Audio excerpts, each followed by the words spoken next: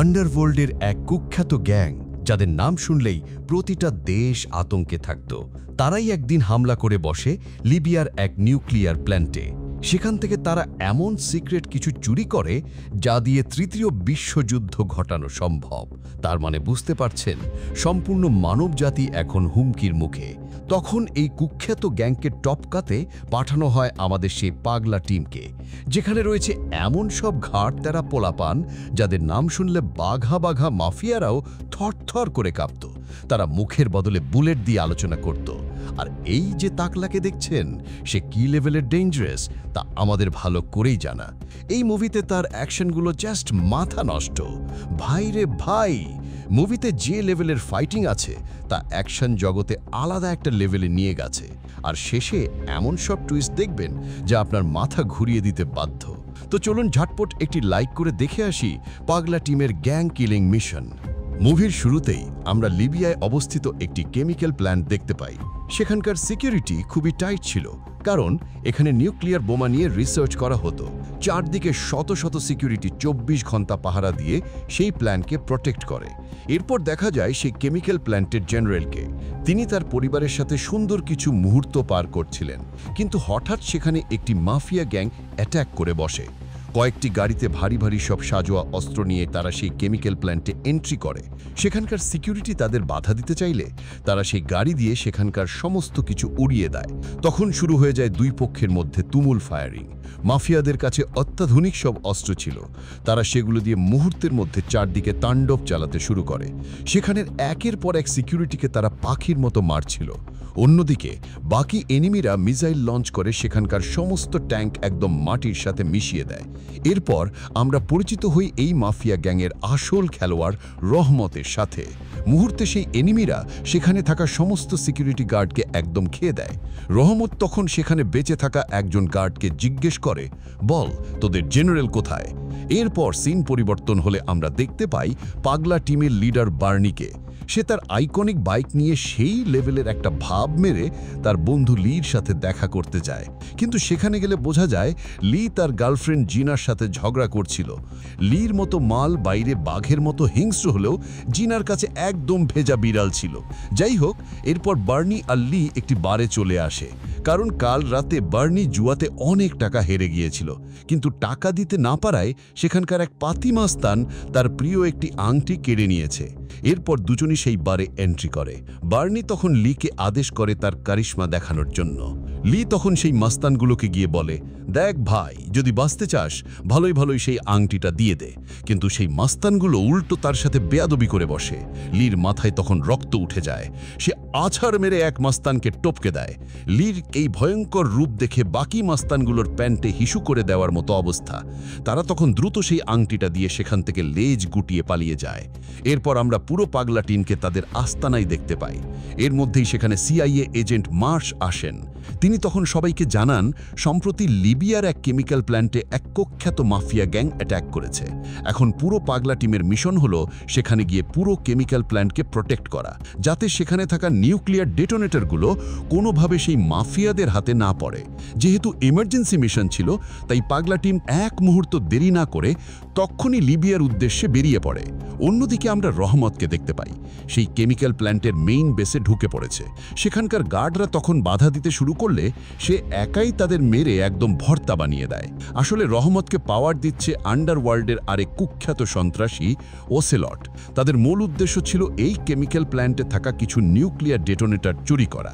আর তারা যদি কোনোভাবে সেই ডেটোনেটরগুলো পেয়ে যায়, তাহলে শুরু হয়ে যেতে পারে তৃতীয় বিশ্বযুদ্ধ।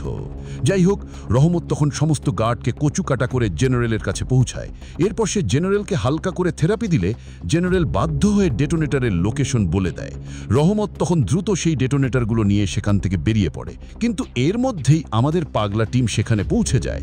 চার দিক থেকে তারা সেই কেমিক্যাল প্ল্যান্টকে ঘিরে ফেলে। গানার তখন স্নাইপার দিয়ে রহমতের উপর ফায়ার করে, কিন্তু সেটা মিসফায়ার হয়ে যায়।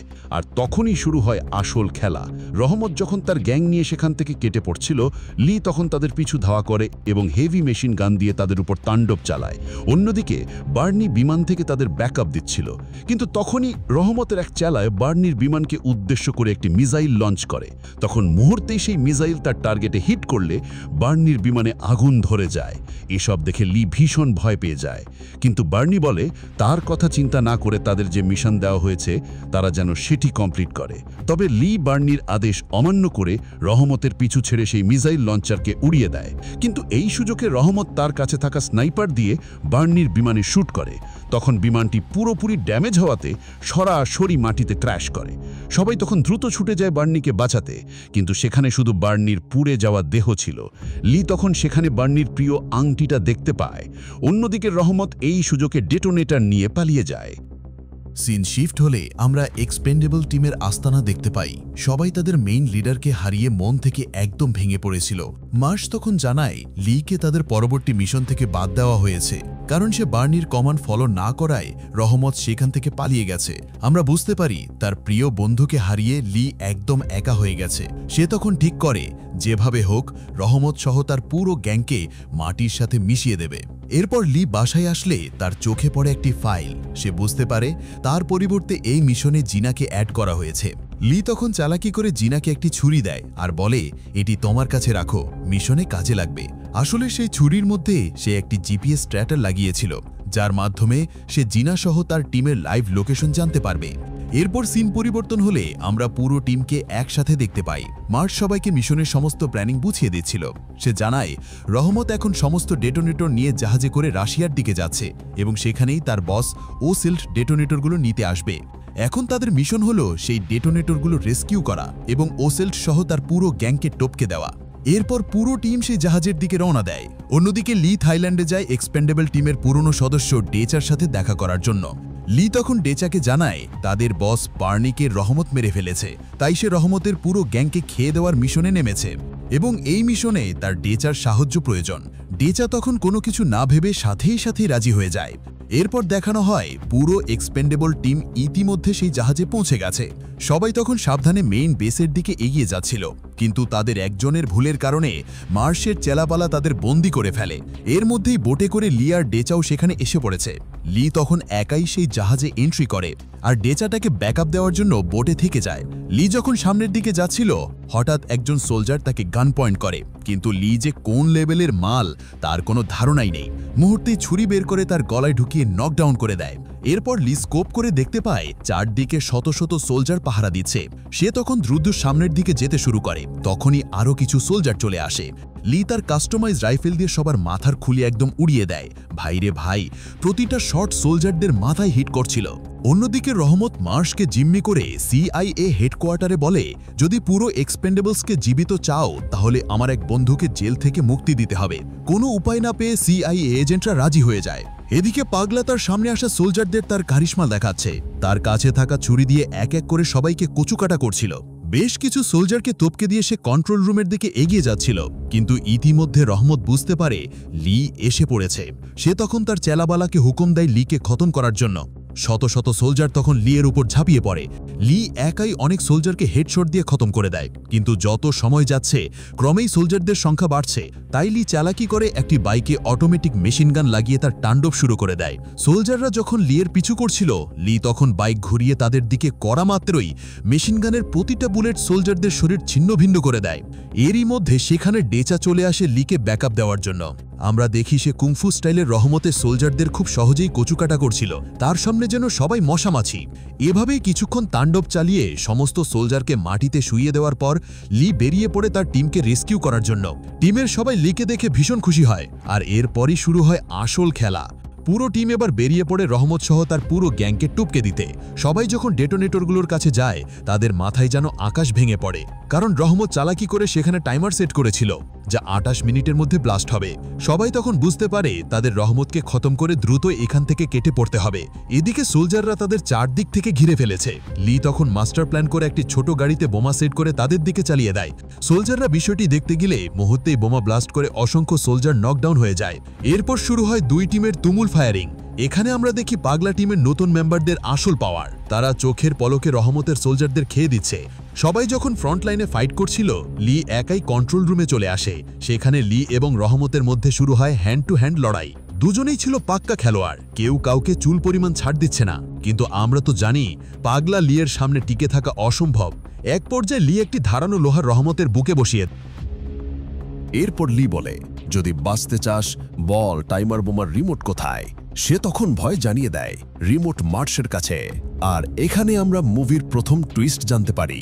আসলে ওসেল্ট নামের সেই কুখ্যাত সন্ত্রাসী হলো মার্শ নিজেই। সে ওই ডেটোনেটরগুলো চড়া দামে ব্ল্যাক মার্কেটে সেল করতে চেয়েছিল। এই কথা শোনা মাত্রই লি সেখানেই রহমতের চ্যাপ্টার ক্লোজ করে দেয়। এরপর সবাই যখন বাইরে আসে, দেখা যায় মার্শ তার কাছে থাকা সেই রিমোট পানিতে ফেলে দেয়। আর তখনই তার চালাপালা পুরো এক্সপেন্ডেবল টিমের উপর অ্যাটাক করে বসে। সবাই তখন কন্ট্রোল রুমে আটকা পড়ে যায়। লি তখন একটা প্ল্যানিং করে। যথারীতি প্ল্যান অনুযায়ী পেছনের দরজা দিয়ে পুরো টিম ডেইচার বোটে উঠে সবাই সেফ জোনে চলে যায়। এইদিকে বোমার টাইমার প্রায় শেষের দিকে। লি তখন এটাই ফ্রন্টলাইনের সবার সাথে লড়াই করতে শুরু করে, কিন্তু কিছুক্ষণের মধ্যে তার বুলেট শেষ হয়ে যায়। সে বুঝতে পারে এতগুলো এনিমির সাথে একা পেরে ওঠা সম্ভব না। তাই সে চালাকি করে কন্ট্রোল রুমে বোমা সেট করে দূরে গিয়ে লুকিয়ে পড়ে। কোনো সারা শব্দ না পেয়ে সোলজাররা যখন সেদিকে এগিয়ে যায়, ঠিক তখনই বোমা ব্লাস্ট হয়ে সেখানকার সমস্ত সোলজার মারা যায়। এরপর লি সোজা মার্সের মুখোমুখি হয় ফাইনাল ফাইটিংয়ের জন্য, কারণ সে জানে এখান থেকে বেঁচে ফেরা অসম্ভব। তাই মার্স সহ সমস্ত ডেটোনেটর এই সমুদ্রের মাঝেই শেষ করে দেবে। তবে ঠিক তখনই একটি হেলিকপ্টার থেকে মিসাইল এসে মার্সকে হিট করে। মুহূর্তেই তার শরীর একদম ভর্তা হয়ে যায়। এরপর আমরা মুভির সেকেন্ড টুইস্টে দেখতে পাই, সেই হেলিকপ্টারে বসেছিল বার্নি। সে তখন দ্রুত লিকে নিয়ে সেফ জোনে দেখতে শুরু করে।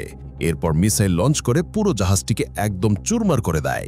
এর মধ্যে সেই ডেটোনেটরের টাইমারও শেষ হয়ে যায় এবং মুহূর্তেই একটি বিশাল ব্লাস্ট হয়ে সম্পূর্ণ জাহাজের চ্যাপ্টার ক্লোজ হয়। এরপর সিন পরিবর্তন হলে দেখা যায় পুরো টিম একটা গ্যাংকে খেয়ে দিয়ে পার্টিতে চিল করছে। লি তখন বার্নিকে বলে, ওস্তাদ তুমি তো মারা গেছো, বেঁচে ফিরলে কি করে? বার্নি তখন জানায়, যখন প্লেনটি ক্র্যাশ করছিল সেখানে একজন আহত সোলজার ছিল। আমি চালাকি করে তার হাতে নিজের আংটি পরিয়ে প্যারাশুট দিয়ে বিমান থেকে লাফ দিয়েছিলাম। আর এই ঘটনার মধ্যে দিয়ে আমাদের আজকের গল্প শেষ হয়। তো আপনারা যদি এই ভিডিওতে 500 লাইক কমপ্লিট করেন, তাহলে দ্রুত আরও খতরনাক একটি মুভির এক্সপ্লেনেশন নিয়ে আসবো।